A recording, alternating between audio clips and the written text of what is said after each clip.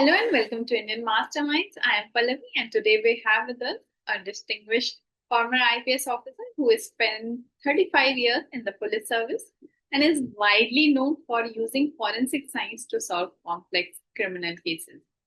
After retiring in 2021, Dr. Keshav, a PhD in forensic psychology from the National Forensic Sciences University, has continued to train police officers and advise governments on forensic investigations, wildlife crime, and medicine investigation. He has helped secure conviction in 62 criminal cases using scientific evidence and played a pioneering role in developing the concept of use of conventional forensics in wildlife crime investigation, a field that gained international recognition. So, sir, welcome to Indian Mastermind. It is an honor to have you with us. Thank you. Okay, so, sir, after serving around 35 years in policing, and now you are retired, you retired in 2021, so it's around 5-6 years. So I have two questions. How has those 35 years in policing was like, and how is retirement life treating you? I see. Actually, when I was in the service, I had to do things which was expected out of me as a professional police officer. There were many times when, I was wanting to do something different and it was not possible to do because of paucity of time and also because of the various rules and regulations. So after retirement, I am a free bird now and I am exploring myself, in fact. And whatever investigations that I have done, I have tried to be as creative as possible. So that creativity is finding new dimensions now when I pull in my thoughts and do something different, which was earlier not possible. To give you a very small example, I have always been focusing on the use of forensics in crime investigation. In almost all the crimes, I have used forensics. And I personally feel that forensics is one that is going to be a game changer. And if I can tell you my experience with handling serious cases, heinous crimes. So I was just calculating how many people have been able to get conviction in serious crimes through forensics. And till date, it's about 68 accused who have been convicted solely on forensics. The other cases in which there was minimal amount of forensics used or maybe not used also, I'm barring those ones. So I'm talking about only the heinous crimes. So if I'm able to get conviction in heinous crimes through forensics, I think that it is can be a game changer. And that is what I have been doing all my life.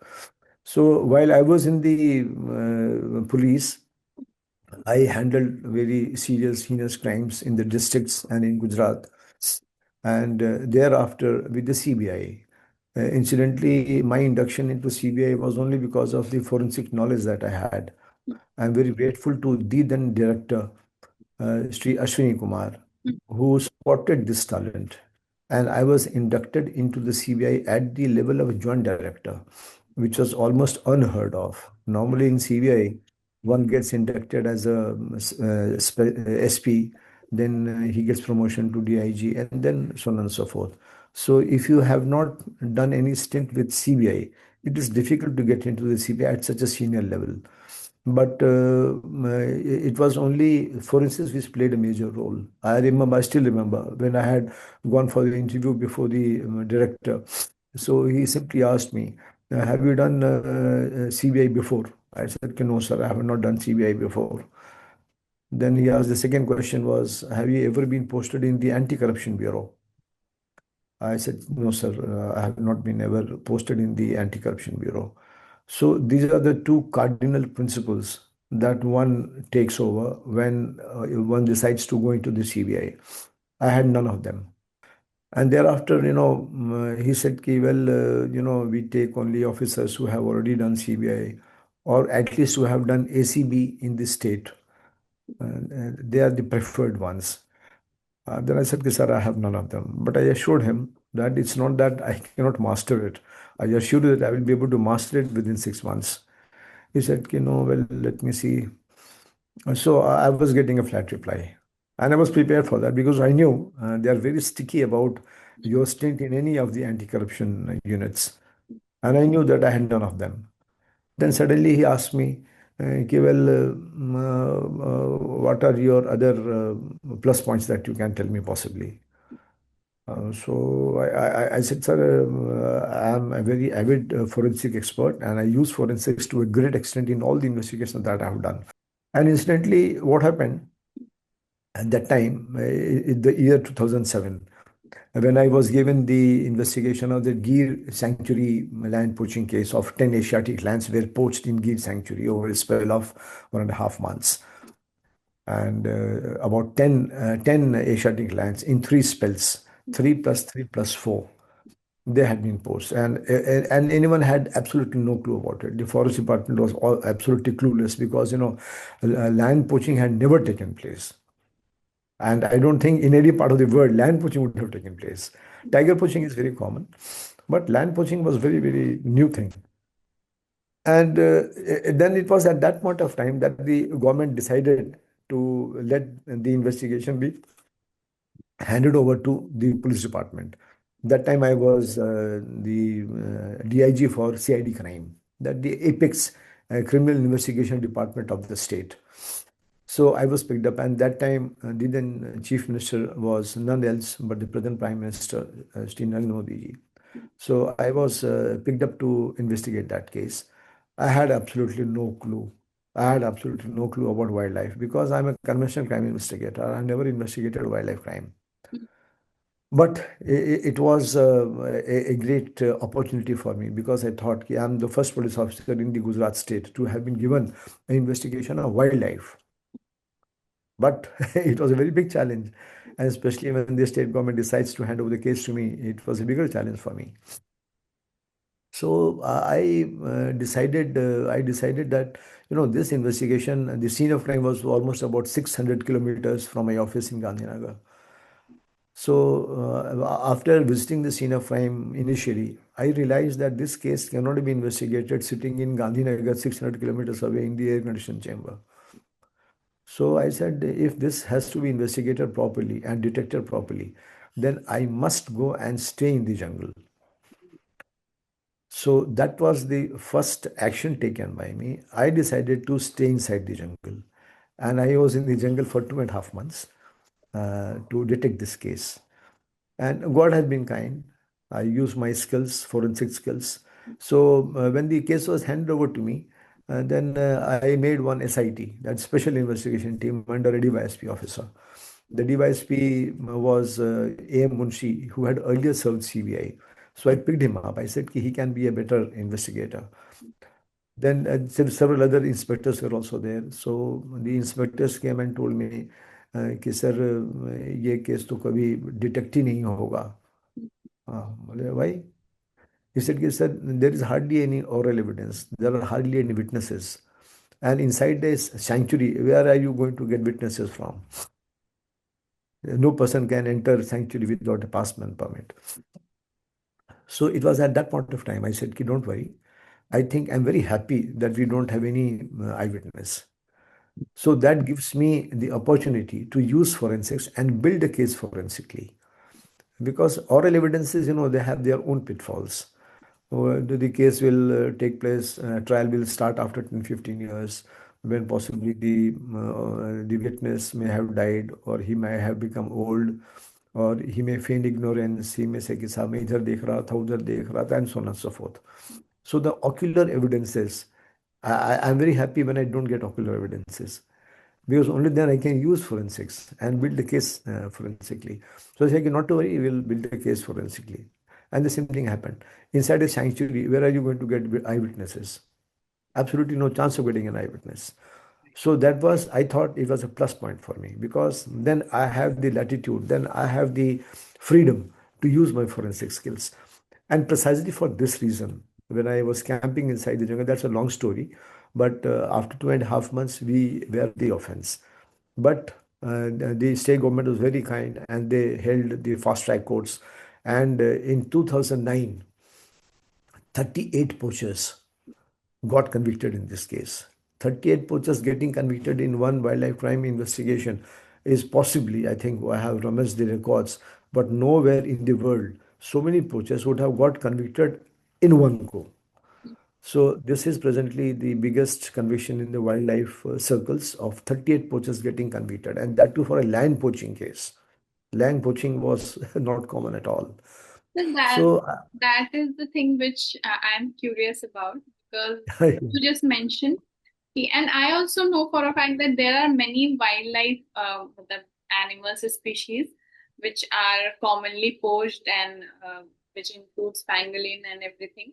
But why you said, matlab, I also don't know कि lion poaching was not that common. Why? Why tiger is much more in demand? yeah, yeah, yeah. Actually, you have preempted things, Okay. I would have delivered nothing less than 100 lectures Hmm. across the country and across the world. Hmm. I would have trained about police officers of 22 countries Hmm. in wildlife crime investigation. And almost at the end of all the training sessions, Hmm. uh, this was a common question generally asked, कि, sir, why land poaching? And sir, I am curious कि you said कि lion poaching common नहीं है. So why not? It was not common because lion is as majestic as a tiger, I Yeah, think. yeah. So why? अब उसमें हाँ. ऐसा है कि this conclusion I came after I concluded the investigation. So Okay. I will come back to this, but let me answer the question that I had with the CBI director. Yeah, yeah. Yeah. So I told him, कि, sir, recently one of my cases, at that time, this case had only been detected. Hmm. The trial had not started. Hmm. So I said, कि, sir, it was only through forensics that I detected that case. Hmm. And sir, India today Hmm. has come up with a two-page article on this, how it was detected through forensic science. Hmm. Then he said, Acha, is that so? I'm like, yes, sir. And similarly, at the same time, there is another magazine called The Week. Hmm. The week. Yeah, I They had come up with they took up about 10 cases which were botched up cases, know. and some 10 cases which were very well investigated. So among the well investigated cases, two of my cases figured in that list. So, and again, those two cases were also very difficult, and we got conviction in both the cases. So I told him, sir, there are two articles, one in the India Today and the other in the Week magazine. If you can, I mean, I can only tell that, it was only because of forensics. Then suddenly his body language changed. And, I do lots of psychology. I've recently completed my PhD in forensic psychology, and I could see a change on his face. And I suddenly felt as if, the entire negative atmosphere was getting changed as a positive. So he said, Ki, "Acha, then Keshav, you do one thing. You go and call on all the special directors and the additional directors of CBI who are sitting in the same building and meet me at 4 p.m. That time it was around 11 a.m. in the morning. I said, "Ki, well, sir." So I went and met all the special directors and all the additional directors. But the common denominator of the question was, "Ki, have you done CBI before? Have you ever been posted in Anti-Corruption Bureau?" I said, "Ki, no, sir." Then all of them said, "Ki, then it is difficult for you to enter CBI, and that too at the rank of joint director.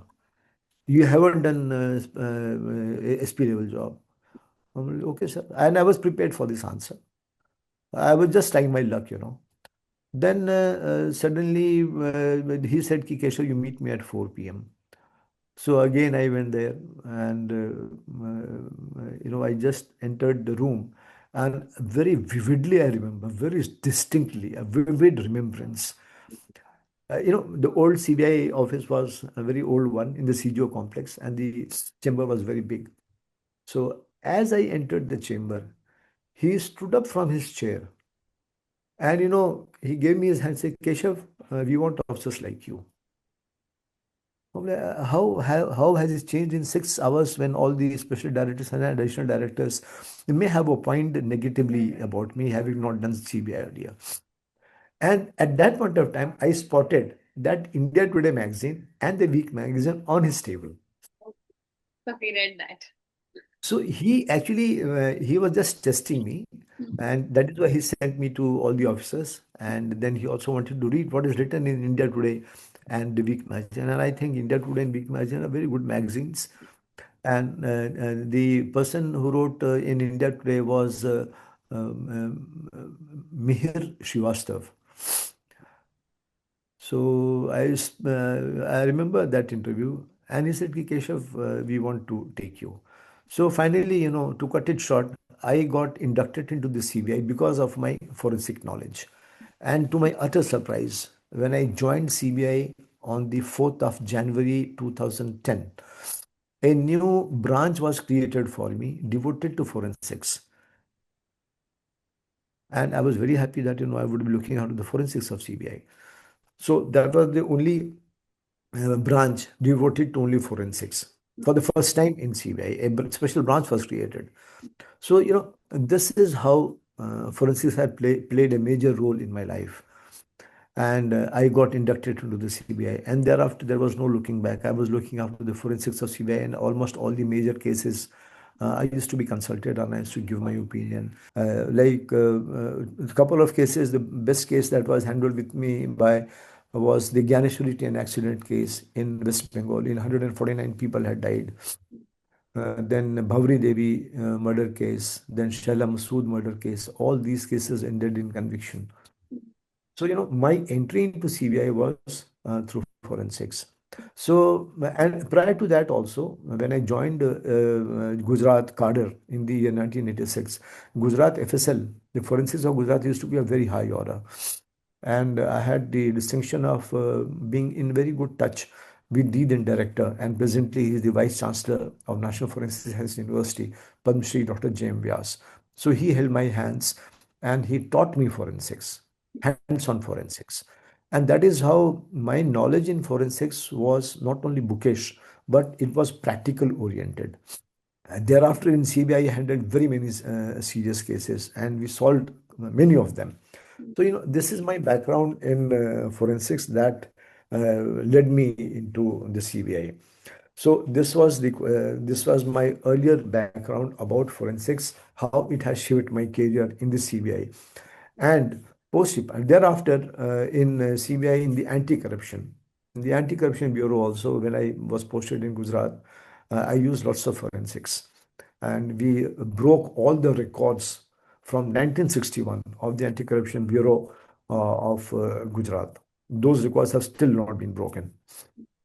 So it was all through forensic direction to investigation. Now coming to this was about my induction into the CBI for forensics. Now coming to your question, why land poaching? When tiger poaching is very common. So, when I started this investigation, this also confronted me. Oh, why tiger poaching? And very many places, people used to ask me, "Sir, any answer about this?" And I said, I'm still investigating the case. Then finally, after the conclusion of the case, then I realized that why they were killing lions. So at that point of time, there was a great demand for tiger bones in China. And China and the Far East were the place where all these bones used to go for the medicinal purposes and more so for the aphrodisiac made out of these bones. But I said, it is basically tiger bone, not the lion bone. So why lion bone wasn't there? So later on, during the investigation, we came to a conclusion that, the tiger bone and the lion bone, you cannot make out, distinguish between the two by naked eyes. Okay. You only have to go to the DNA fingerprinting to know whether this bone belongs to tiger or whether this bone belongs to lion. So, in fact, at that point of time, there was absolute dearth of tigers, and there was a great demand in China. So, they used to pass off the lion bones as tiger bones. Okay. Now you see at the grassroots level. Suppose I'm buying tiger bones, and the poacher comes and gives me tiger bone. Obviously, I will not say, "Ki, well, let me test whether through DNA fingerprinting, whether this is tiger bone or lion bone, and then only I will take it. No, he will simply take the thing and scoot away from there. So, this is the answer which I was able to give after the conclusion of the investigation, that why lion poaching. So this was my answer to your question, ki why lion poaching, not tiger poaching. At that point of time in India, there were no tigers. Sariska was over, Melghat was over. There were hardly any tigers. And there was a great demand of tiger bones. So these so-called tiger bones were basically lion bones. They were not tiger bones. So this is the reason why lions were poached. And more so, the tiger skin has more value. You might not have seen lion skin hanging on the walls Yes, or the royalties. It but is basically the tiger. And the tiger skin is so costly that even if there is some small scar, the value would come out. so, sir, you have written also, and you mentioned while talking to me also that the use of forensics is not only use of the science, but it's an art. What do you exactly mean by that?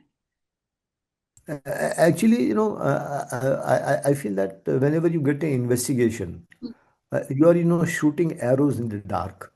Mhm. पता नहीं चलता है कहाँ जा रहे हैं, क्या हो रहा है, कैसे हो रहा है. It's a jigsaw puzzle.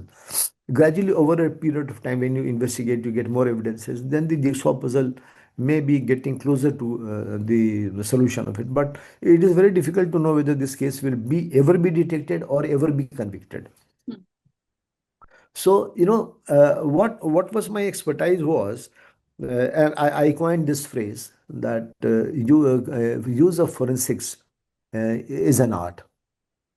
And whatever I will be giving a statement that that forensics is a science and the use is an art. Now, I will give you a very small example to elaborate upon what exactly I mean by forensics is science and use is an art. I remember when I was assistant superintendent of police in Jamnagar. I take you way back in the year 1989. So a case came of a murder by a country-made pistol. So, I had read in the theory that, you must get the bullet by which the person has been killed, and also you must get the weapon from where it was fired. Only then you can correlate the two. Ki yes, this particular weapon was fired by this person, and this is the bullet which killed the person. So the first question I asked my sub-inspector when I got the information, I asked him, did you see the entry wound and the exit wound? He said कि sir वो तो PM में किया है और पता नहीं, मतलब पीएम रिपोर्ट दिखाओ. So when I read the PM report said that the bullet has entered the body, but there is no exit wound. तो जब बॉडी में एंटर कर गया है बुलेट, तो भाई वो बुलेट मिलनी चाहिए पोस्टमार्टम में, नहीं तो केस तो हमारा खराब हो जाएगा. सो आई सेड कि नहीं, you must look for the bullet. So he said, no, sir, the bullet has not been found, and I don't think there is any exit wound. So I don't think we'll be ever able to get the bullet. I said कि नहीं, जब entry wound है और exit wound नहीं है, तब तो bullet रहना चाहिए बॉडी में. इट मीन्स चाहे तो पीएम अच्छा नहीं हुआ है. It has been just done in a very shoddy way, or something or the other has gone wrong. So finally, I said, is there any possibility of getting a PM done again? He said, no, sir, the body is already cremated. हम बोले अरे यार, तो अब bullet नहीं मिलेगा तो हमारा केस तो ये खराब हो जाएगा. If we are not able to get the bullet. So, now here comes the part of art. The part of theory is, if there is an entry wound, there has to be exit wound. So science says if there is only entry wound, there is no exit wound. It means body में होनी चाहिए कहीं. चाहे तो PM अच्छा नहीं किया, उन्होंने ठीक से निकाला नहीं, और नहीं तो something has gone wrong. So then I hit upon कि I just conjectured, and I feel that every investigation is like a filmmaking. It requires lots of thinking. Ki what would have happened? And you can come up with thousands and thousands of theories that this could have happened, this could have happened. Only one thing would have happened. but you have to reconstruct the whole thing, that how many things can possibly happen. So in this case, I thought कि if there is an entry wound and there is no exit wound, then in all its probability the bullet should be found inside the body. But there was no chance of getting a second PM done, and the body had already been cremated. तो कहाँ से मिलेगा? So I thought कि अगर body के अंदर है, तब फेयर अमाउंट ऑफ चांस कि जहाँ पे इसको क्रिमेट किया है वहाँ ये बुलेट मिलनी चाहिए, अगर बॉडी के अंदर है तो. So I consulted one of the very eminent forensic medicine experts of Jamnagar Municipal Hospital called B.D. Gupta. He is a legendary a doyen in forensic medicine. I said कि साहब entry wound है, exit wound नहीं है, क्या क्या possibilities हैं. तो he also said कि द फर्स्ट पॉसिबिलिटी इज कि पीएम अच्छा सा नहीं किया इन्होंने और इसलिए बुलेट मिली नहीं. That is one. And secondly there is a strong possibility the bullet is inside the body and it may have entered some bone, as a result of which it has not been found by the doctor. So I then reconstructed the theory कि if it is inside the bone और उसको cremate करेंगे body को, तब तो bullet तो मिलना चाहिए.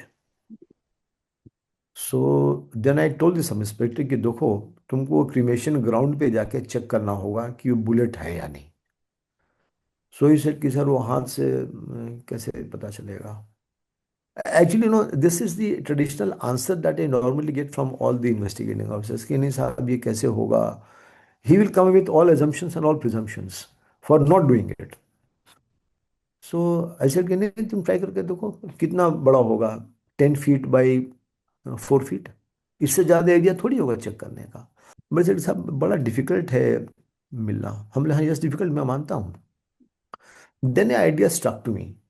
आई सेड कि why don't we use a metal detector, and the area of 10 feet by 30 by 3 feet, 10 into 3 feet कितना बड़ा होगा. उसके पूरे एरिया के ऊपर अपन वो राख को हटा के उस पर से मेटल डिटेक्टर्स करें, कोई भी मेटल पार्ट होगा तो पकड़ में आ जाएगा. एंड पली will be surprise to know that we got the bullet. And and then now I am curious to know cremation कब हुआ था और bullet कब मिला, like how वो many. बहुत जल्दी 5-6 दिन के बीच में ही. हाँ, क्योंकि इसमें क्या होता है कि as per our protocol whenever there is an murder case, the assistant superintendent of police he has to visit the offence and he becomes the visiting officer. Yeah. So under his supervision each and everything take place. So So it was a visitable offense. So I had to be personally involved. तो वो bullet मिल गया और फिर story चला. तो I was very happy and this is what आई से कि forensics is science, but the use is an art. I will yet another give a very good example of how it is an art. I will take you back to the case of that land poaching case. अब मैं थोड़ा सा background बताता हूँ, then you will be able to appreciate कि what I want to convey the meaning. उसमें क्या हुआ, when this case was given to me, I had absolutely no clue. अच्छा, मेरे को कोई गाइड करने वाला भी नहीं था. because in Gujarat no police officer had investigated a wildlife crime case. And also the forest officers, they had also never investigated any land poaching case, or for that matter any big poaching case. So they were also clueless. So I was camping inside the jungle, and at that time I had a dongle for internet, and incidentally that dongle was working inside the jungle. So my means of communication was only through my laptop. So, at that point of time, I thought, who can possibly help me from the Google? So I just Googled land poaching, land meat, land bones, conspiracy, poaching, wildlife, all these things.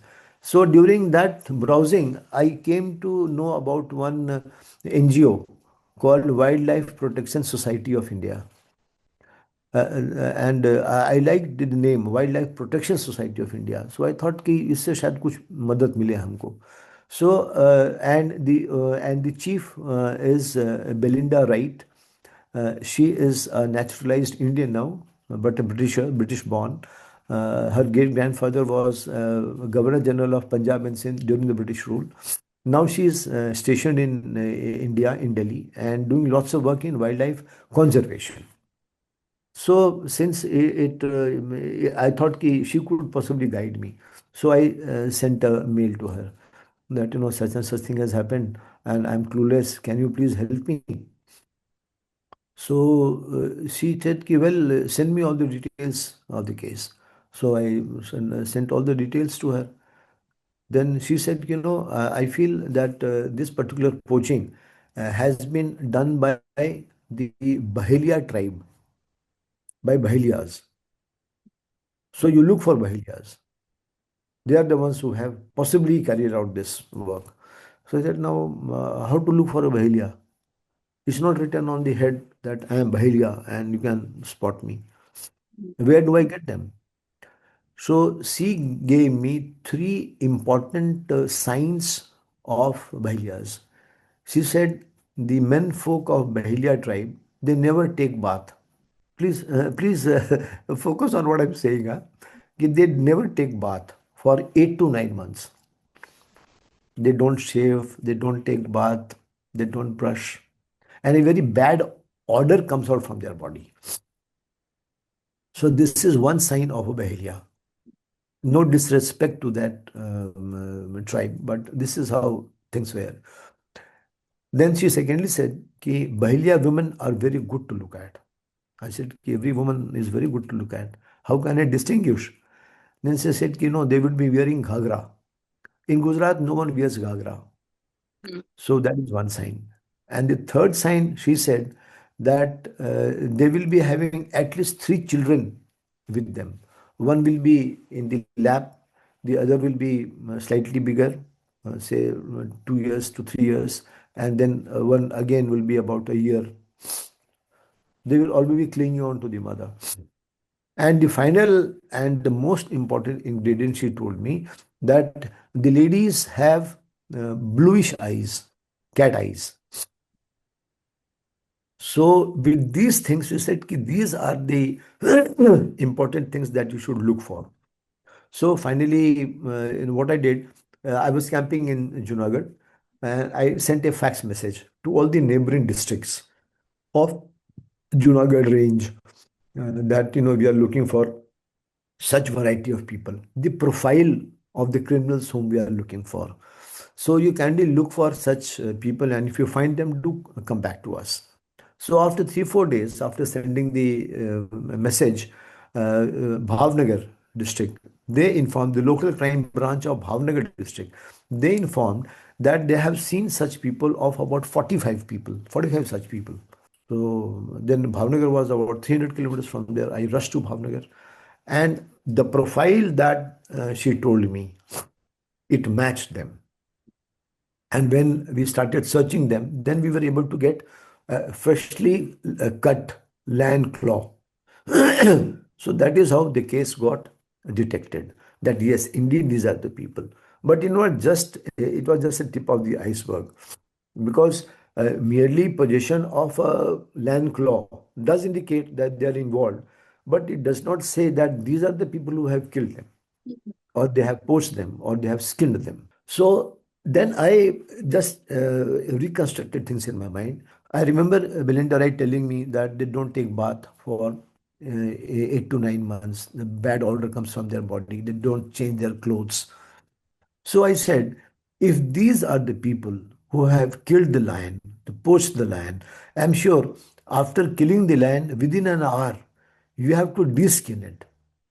Otherwise, rigor mortis will set in and you will not be able to deskin them. So immediately after killing, they would have deskinned the lion. During that process, blood might have clung on to their fingers and also on their clothes. And I remember two things. Number one, that Belinda Wright had told that these people don't take bath for 8 to 9 months and they don't change their clothes also. So the first indication that I came to my mind was that most likely the lion blood should be on their clothes. एक दो बूंद तो मिलेगा ही. That was one indication. And the other one, that if they have skinned, then inside the fingernails, the blood of the lion should be there. And in forensics, again, the theoretical part, I have read somewhere that from the crevices of the nails, you can get evidences even after 8 to 9 months. तो हमने क्या किया, उनके सारे जितने लोग थे उस सबके कपड़े उतरवा लिए और उनका नेल्स जो था उसको हैंड वॉश कहते हैं फोरेंसिक्स में. We took the hand wash of the nails and the clothes and the nails with this theory in mind that if these people have killed, then lion blood should be on their clothes and also in the fingernails. This Right. was sent for forensic examination. And after some time, the result came that it is animal blood. But that didn't answer my question. I said कि animal blood तो कुछ भी हो सकता है. Right. What type of animal? Then again, they reported that it belongs to cat family. Okay. Even then, my answer was not answered. My question was not answered. कि भाई cat family में तो बहुत है. Lion है, tiger है, cheetah है, leopard है, and so many others. Cat भी है उसमें. किसका blood है ये? So finally, the report came that the blood belongs to Asiatic lions. So you got तो that. अब देखिए ये थियरी था मेरे दिमाग में दैट कपड़े पे खून मिलना चाहिए, फिंगरनेल से मिलना चाहिए, लेकिन इसको अब कैसे कनेक्ट करें, how to connect that this people, you know, this is the basic problem with all the police officers कि वो कनेक्ट करना नहीं जानते हैं. इन ट्रेडिशनल इन्वेस्टिगेशन, हाँ वो साहब वो मिल गया, उनके पास से क्लॉ मिला है and they are the ones who have done it. No, that doesn't prove. मैं डिफेंस वाला कहूंगा, मैं दैट डजंट प्रूव कि इन्होंने मारा है. हाउ डू यू प्रूव कि इन्होंने मारा है? कोई आपके पास ओरल एविडेंस तो है नहीं. So you have to fall back up on forensics and then you have to use your creativity कि कैसे कनेक्ट करें हम. So connecting the crime with the criminal forensically, that is the art. वो art हमने यहाँ लगाया, हमने prove कर दिया. And you know, this was one of the most important evidences in the court. that became the tipping point. उसमें court में यही हुआ. They had applied for bail and there were so many women there. So I was also thinking कि शायद bill मिल जाएगा इसमें. But incidentally, few days before this bail hearing, we had got the forensic report कि इनके नाखून से और कपड़ों में से शेर का खून मिला है. So I took that report and I put that in a closed envelope. I thought कि इसको अपन ट्रम्प कार्ड यूज करेंगे. So a point of time came when we thought कि उनको बेल मिल जाएगा because there were so many women there. Then that report that the blood belongs to lion, I gave it to our public prosecutor. He kindly put it before the honorable judge, and the honorable judge, he read the report and he decided not to give the bail. And during the trial also of this case, this was the tipping piece of evidence which heavily weighed in the minds of the judge. कि भाई, how can lion blood come on your clothes and your fingernails if you have not participated in the crime? There was no answer for the defense. हाँ, बकरी का खून मिल सकता है और किसी का भी खून मिल सकता है, बट लैंड का खून कहाँ से मिलेगा भाई? So as a result of this, so these are some of the techniques and some of the art that I use in this investigation to tilt balance in my favor. So this is what I call that, forensics is science, but application is an art. और वो art कैसे आता है? That art comes to you through skill, through your innovativeness, through your thinking power, through your reconstruction. तो this is what I call science to be an art. So on that note, thank you so much, sir, for this conversation. Thank you. Even I am enriched. I have known a lot about the investigation and everything. So thank you so much for your time, sir. Thanks. So this was Dr. Keshav. I hope you enjoyed our conversation. To listen to more such interesting conversation and any stories from bureaucracy, like and subscribe Indian Mastermind. And do not miss to hit the bell icon to get instant updates. Till then, this is Pallavi signing off. Stay tuned, stay curious, and thank you for watching Indian Mastermind.